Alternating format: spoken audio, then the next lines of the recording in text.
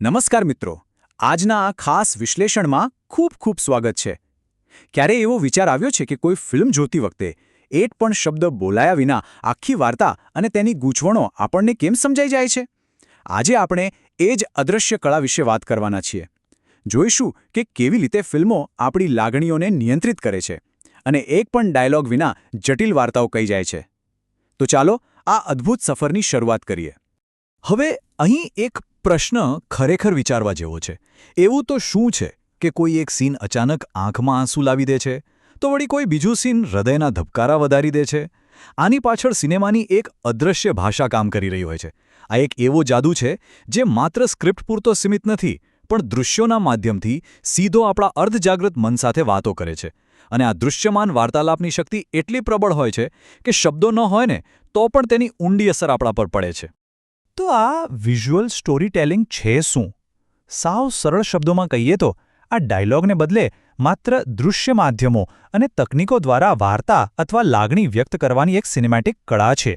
સિનેમાની પોતાની એક અનોખી શબ્દભંડોળ છે, જેને આપણે અજાણતા જ સમજી લઈએ છીએ. વિચારો, જ્યારે પડદા પર પાત્ર રડતું નથી પણ આસપાસનું આખું વાતાવરણ જ ઉદાસી બતાવે છે, ત્યારે આપણને તરત સમજાય છે કે કંઈક દુઃખદ બન્યું છે. બસ આ જ તો આ કળાની સાચી ઓળખ છે. આજના આ વિશ્લેષણમાં આપણે આ કળા વિશે ઊંડાણપૂર્વક ચર્ચા કરીશું.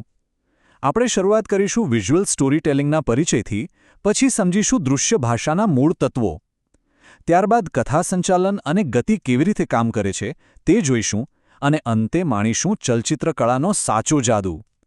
એક રીતે સમજો કે આપણે સીધા એક ડાયરેક્ટરની ટૂલકિટની અંદર જઈ રહ્યા છીએ.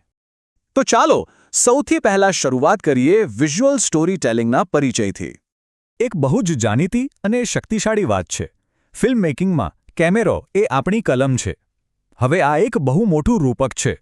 જે રીતે એક લેખક પેન અને શાહીથી કાગળ પર વાર્તા લખે છે ને, બિલકુલ તેવી જ રીતે એક ડાયરેક્ટર કેમેરાના લેન્સથી પોતાની વાર્તા પડદા પર લખે છે. કેમેરાનું હલનચલન, તેની પોઝિશન, આ બધું જ શબ્દોની ગરજ સારી જાય છે. હવે વાર્તા લખવા માટે મૂળભૂત સાધનો તો જોઈએ જ. તો ચાલો દૃશ્ય ભાષાના આ મૂળ તત્વો કયા છે તેના પર એક નજર કરીએ. કોઈપણ શાનદાર દૃશ્ય બનાવવા માટે મુખ્યત્વે 3 પાયાના પથ્થરો હોય છે. પહેલું, કેમેરા એંગલ્સ અને શોટ્સ. બીજું, પ્રકાશ અને પડછાયો. અને ત્રીજું, રંગોની દુનિયા એટલે કે કલર પેલેટ. આ ત્રણેય તત્વો જ્યારે એકસાથે મળે છે ને, ત્યારે એક એવું વાતાવરણ ઊભું થાય છે જે સીધું આપણી સંવેદનાઓને સ્પર્શી જાય છે. ચાલો આ દરેકને જરા વિગતવાર સમજીએ. સૌથી પહેલા શોટ્સનો તફાવત જોઈએ. બહુ જ રસપ્રદ છે આ. જ્યારે ક્લોઝઅપ શોટ લેવામાં આવે છે ત્યારે તે પાત્રની આંખોના ભાવો, તેની અંદર છુપાયેલો ડર કે પછી કોઈ સૂક્ષ્મ ખુશીને અત્યંત નજીકથી બતાવે છે. એ સીધું જ પાત્રના મનમાં ડોક્યું કરાવે છે. પણ એની જ સામે જો વાઇડ શોટ હોય તો તે પાત્રને તેની આસપાસની વિશાળ દુનિયા વચ્ચે મૂકી દે છે.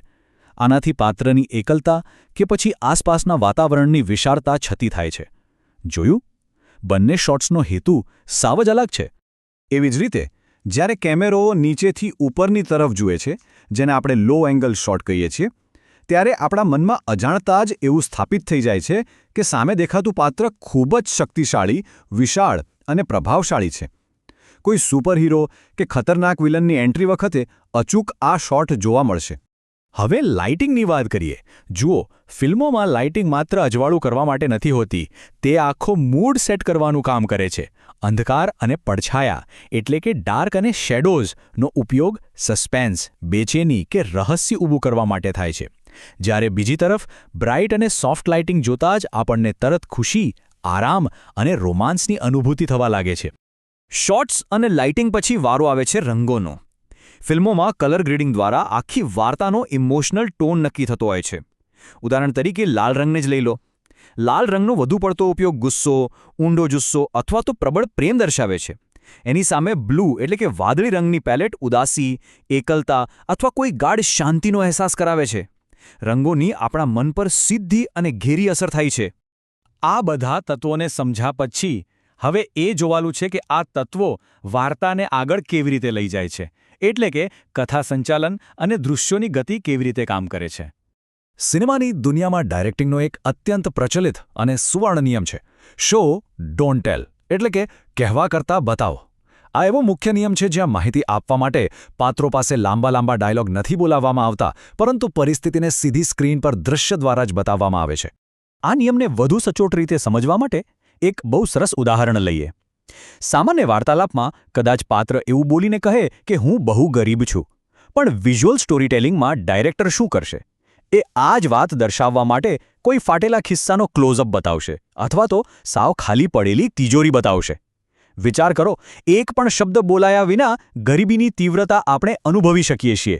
આ છે શો ડોન્ટ ટેલનો અસલી પાવર. હવે શોર્ટ્સની ગતિ પર ધ્યાન આપો. જ્યારે કોઈ ભયંકર એક્શન સીન ચાલતો હોય ને, ત્યારે શોર્ટ્સ અત્યંત ઝડપથી બદલાય છે. બસ એક જ સેકન્ડમાં તો દ્રશ્ય આખું ફરી જાય. આ ફાસ્ટ કટ્સ આપણા હૃદયના ધબકારા વધારી દે છે. પણ જ્યારે કોઈ અત્યંત ઇમોશનલ અને સંવેદનશીલ સીન ચાલતો હોય, ત્યારે કેમેરો બિલકુલ ધીમો પડી જાય છે. તે એક જ જગ્યાએ લાંબો સમય ટકી રહે છે. આ લોંગ ટેક્સ આપણને પાત્રની લાગણીઓ સાથે ઊંડું જોડાણ સ્થાપિત કરવા માટે પૂરો સમય આપે છે. ચાલો હવે એક ખૂબ જ ઊંડા અને રસપ્રદ વિષય પર આવીએ. વિઝ્યુઅલ મેટાફોર્સ એટલે કે દૃશ્ય પ્રતીકો. આ પ્રતીકો રોજબરોજની સામાન્ય વસ્તુઓ કે હવામાનને બહુ જ શક્તિશાળી સંદેશાઓમાં ફેરવી નાખે છે. તે વાર્તામાં એક એવું લેયર ઉમેરે છે જે કદાચ સીધું દેખાતું નથી, પણ તેને પૂરેપૂરું અનુભવી શકાય છે. આના કેટલાક ચોક્કસ ઉદાહરણો જોઈએ. જો વાર્તામાં અચાનક કાચની બારી તૂટતી બતાવવામાં આવે તો તે માત્ર કાચ તૂટવાની ઘટના નથી, તે કોઈ પાત્રના તૂટતા કે વિખેરાઈ ગયેલા સંબંધનું પ્રતીક છે. બરાબર એવી જ રીતે પાછળના ભાગમાં જો કોઈ ભયંકર વાવાઝોડું ઘેરાતું દેખાડવામાં આવે તો તે સ્પષ્ટ દર્શાવે છે કે પાત્રના મનમાં અત્યંત અશાંતિ અને ઉથલપાથલ ચાલી રહી છે. આ પ્રતીકો વગર કથા સંચાલન ખરેખર અધૂરું છે.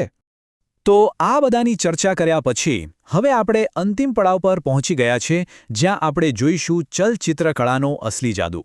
સિનેમેટિક આર્ટ એટલે કે ચલચિત્રકળા એ માત્ર કેમેરો ચાલુ કરીને રેકોર્ડ બટન દબાવી દેવાનું કામ નથી. તે એક અત્યંત જટિલ અને બહુ જ વિચારીને કરવામાં આવતું કાર્ય છે, જેમાં દરેક ફ્રેમની અંદર એક આખી નવી દુનિયા વણવામાં આવે છે.